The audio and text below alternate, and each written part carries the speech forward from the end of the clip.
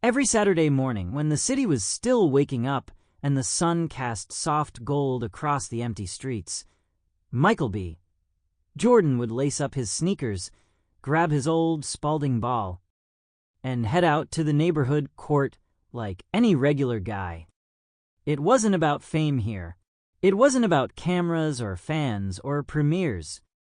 This was his escape, a quiet ritual no one really knew about. The court near Jefferson Park wasn't much, a cracked blacktop with faded lines, 2 bent rims, and a chain-link fence that rattled in the breeze. But for Michael, it was home, a place where he could just be Mike. He'd been coming here off and on for years when work allowed, not to show off, not to be noticed, but because basketball felt like peace. On this particular morning, he saw a group of guys already playing. They were in their mid-20s, loud, laughing, cursing, full of swagger and confidence. They weren't pros, but they moved like they thought they were. Michael approached slowly, spinning the ball in his hands, waiting for a break in play. One of the players, a tall guy in a white tank and blue shorts, noticed him. "Yo," Michael called out casually. "Y'all need one more?" The guy gave him a quick glance, then smirked and shook his head. "We good, man," he said, without even asking the others. Michael blinked, a little surprised. "For real? I can run." Another player, shorter, wiry, with dyed blonde hair and a mouth that didn't seem to stop moving, chimed in. "Run? What you mean act in slow motion? This ain't Hollywood, bruh." A few of the others laughed. Michael just smiled politely, trying not to take the bait. "Come on, man. Just trying to hoop a little," he said, his tone calm but firm. "Nah," the tall guy said again, this time louder. "We don't need no pretty boy messing up the flow. Maybe you can play for the other team." They look like they need help. The so-called other team had only 4 players at the moment, and they looked just as surprised as Michael. There was a brief silence. Michael held the ball in both hands and gave a half-smile that didn't quite reach his eyes. "All right," he said quietly. He turned and walked over to the other side of the court. One of the guys, wearing a faded Bulls jersey, shrugged and said, "You sure you want to run with us?" Michael just nodded. "Let's just play." As the game restarted, Michael didn't try to do too much. He passed, he cut, he stayed quiet. And the guys on the other team weren't bad, they just weren't flashy.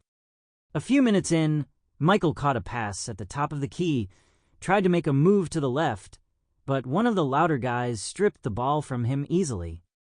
"Man, come on!" the blonde guy shouted, laughing. "This dude really thought he could hang with us." The others chuckled again. Even some of the players on Michael's team looked unsure. He just stood there for a second, motionless, staring at the guy who had taken the ball, his face unreadable. But something in his posture changed ever so slightly, something small but electric, like a thread pulled taut. He walked back on defense. The next possession came quick. The other team was cocky now, moving fast, trying to show off. But as one of them tried to drive to the hoop, Michael darted in from the side and snatched the ball clean. And that's when everything began to shift. Just a flicker, but more was coming. You could feel it, that tension, that whisper in the air that something big was about to happen. The kind of moment that makes you lean in without realizing. The kind of story you tell someone else later and say, "No, wait, hold on. You gotta hear this part." So, yeah, maybe right now they were laughing. Maybe right now they thought he didn't belong. But Jordan didn't come here to prove anything, at least not at first. Still, the court has a way of pulling the truth out of you. And soon, that truth was going to erupt. Just wait. The story's about to begin.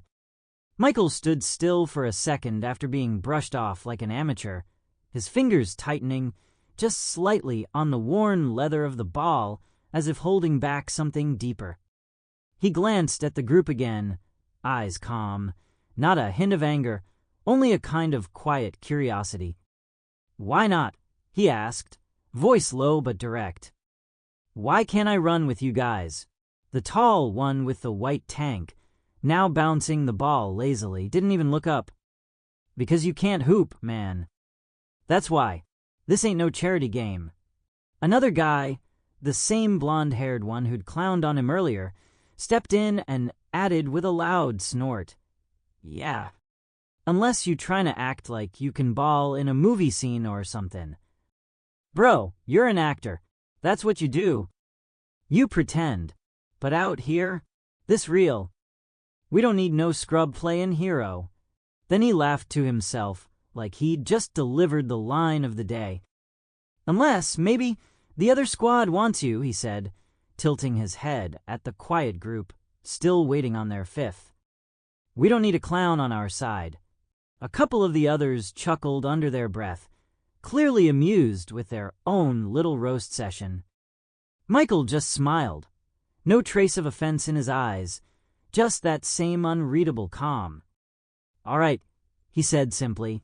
"I'll run with them." The other team, for guys who'd barely said a word, looked at each other, unsure. One of them, a stocky kid in a hoodie, asked, "You sure? These dudes don't mess around." Michael nodded once. "I'm good."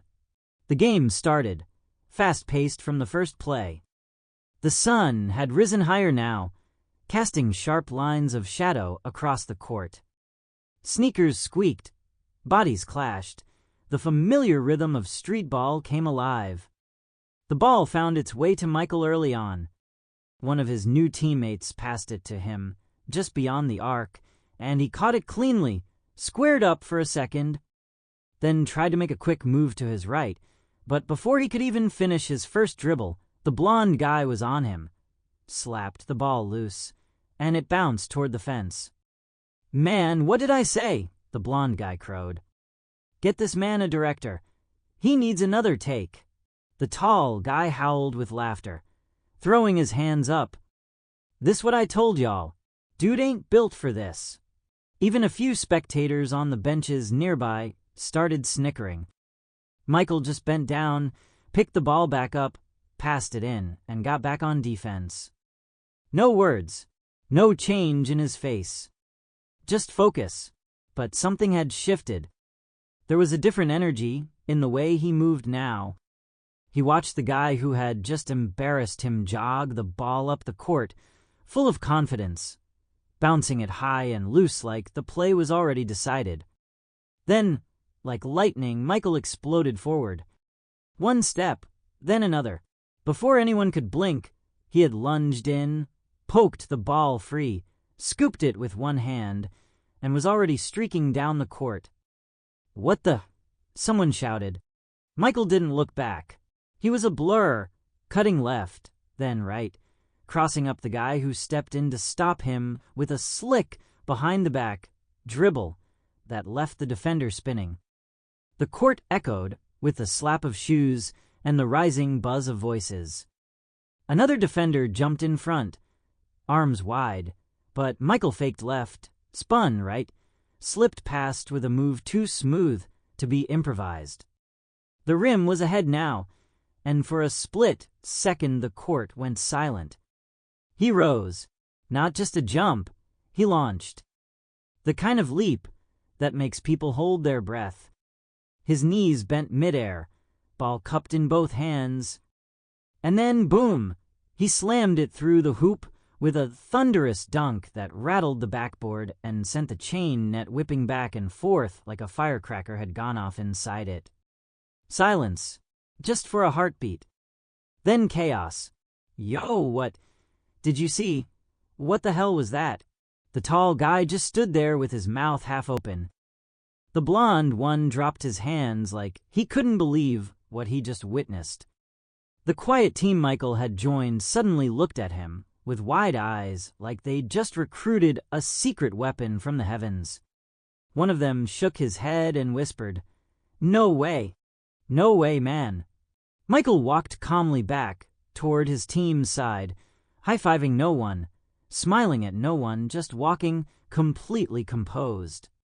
Like he hadn't just ripped the soul out of the game and held it up for the world to see. One of the players on the other team finally spoke. "You were, man, what was that? You just..." He trailed off.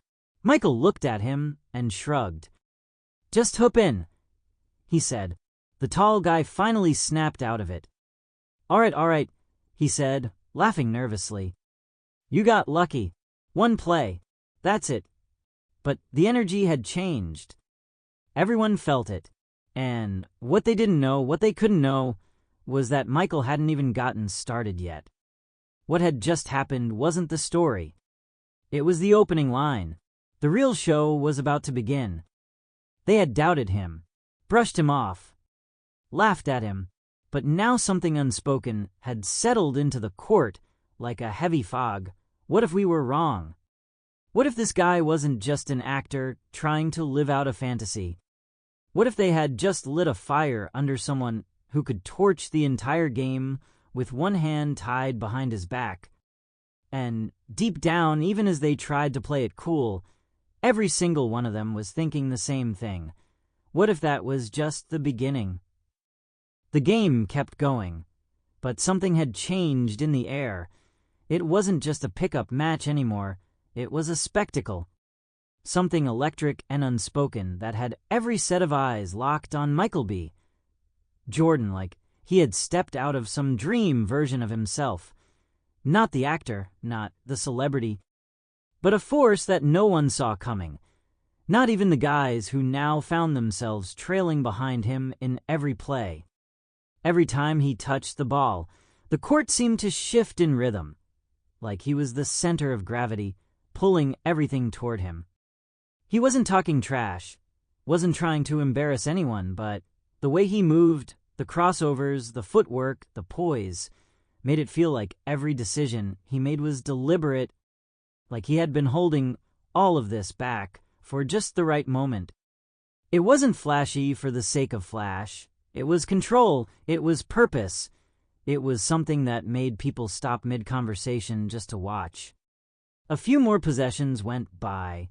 He hit a clean jumper from the elbow, then a no-look pass that set up a teammate for a wide-open three, and then another sequence where he stripped the ball again, danced around a double team, and laid it in with a smooth reverse under the rim. By now the trash talk had evaporated. Even the loud blonde guy was quiet, his confidence draining away with every play. And then, after yet another bucket, this one a fast break, where Michael sliced through two defenders and finished with a finger roll so soft it barely kissed the glass, the tall guy finally raised his hands in surrender and let out a breathless, Okay, yo, man, what the hell? We thought you couldn't ball." Michael just walked back, hands on his hips, breathing steady, eyes calm. The blonde guy added, not even sarcastically this time, "You just did something out there, man. That wasn't acting. That was something else." Michael looked at them both, then scanned the faces of everyone around the court, players, onlookers, even a couple kids who had stopped riding their bikes to watch. He gave a small smile and finally spoke. "Never underestimate people," he said, his voice firm but not aggressive. "Never judge what someone can do just because of who you think they are. You don't know their story. You don't know what they've been through. Always give people a chance." Silence followed for a beat. The words hung in the air heavier than the heat of the noon sun now beating down on the court. The game continued, but now there was no more doubt. Michael didn't just hold his own, he led. He played with rhythm, instinct, and humility, lifting up his teammates, encouraging them, passing as much as scoring, making everyone around him better. The guys who had brushed him off earlier were now watching closely, learning. Even the trash talk turned to praise. "Yo, that spin move. He really did that? Man, he's cold. One of the guys on his team, who had barely said a word when Michael first joined them, came up after a tough possession and said quietly, "Glad you played with us, man." Real talk. Michael nodded, dapped him up, and said, "Y'all can hoop. I just got lucky a couple times." The guy shook his head. "Nah, that ain't luck. That's years in you." And maybe that was true. Maybe the hours Michael spent grinding on set, pushing himself in silence, also included moments like this. Weekend mornings on quiet courts, late nights under park lights, not for anyone else. Not for image, just for love of the game. And it showed. By the time the game wrapped, the score was close, but Michael's squad edged out the win. Final shot, not his. He passed it off to the same guy who had doubted him at first, who then knocked it down from the wing. Game point. The court erupted. Everyone came together, slapping backs, grinning, laughing like they had all just witnessed something special. No ego, just respect. The tall guy walked up to Michael, shook his head in disbelief, and extended a hand. "Man, I was wrong. Straight up. You got game. Like, real game." Michael took the handshake, without hesitation. "Appreciate that," he said, then added with a grin, "Guess I'm more than just slow motion and camera tricks, huh?" The blonde guy laughed, actually laughed this time, and said, "Bro, I'll never doubt another actor again. You just baptized the whole court out here." Michael chuckled, wiping sweat from his forehead with the hem of his shirt. "It's not about proving anything," he said. "I just love the game. That's all." They stood there for a moment, just a group of guys now, all barriers gone. The celebrity, the judgments, the assumptions, all of it melted away in the heat and sweat of competition. Someone handed Michael a bottle of water, and one of the kids from earlier rode up on his bike, eyes wide. "Hey," the kid said, Are you gonna come back next week?" Michael looked at him, paused, then smiled. "Maybe," he said. "You bringing your A-game?" The kid grinned so hard he almost dropped his bike. As the crowd slowly started to disperse and the court emptied out, a few people stayed behind, still talking about what they had seen. Not just the moves, not just the dunks or the steals, but the way Michael handled it all, quiet, composed, graceful. No flexing, no revenge, just play. That's what stuck. That's what they'd remember. As Michael walked away, ball under his arm, shoes scuffed from the game, shirt soaked with sweat, someone called out from behind, "Yo. MJ, see you next Saturday." He raised a hand without turning around and said, "Count on it." And just like that, the legend of that morning started to spread. Not a movie, not a scripted scene. Just a man, a court, and a reminder that greatness doesn't always need a spotlight. It just needs a moment, and the courage to step into it when no one thinks you can.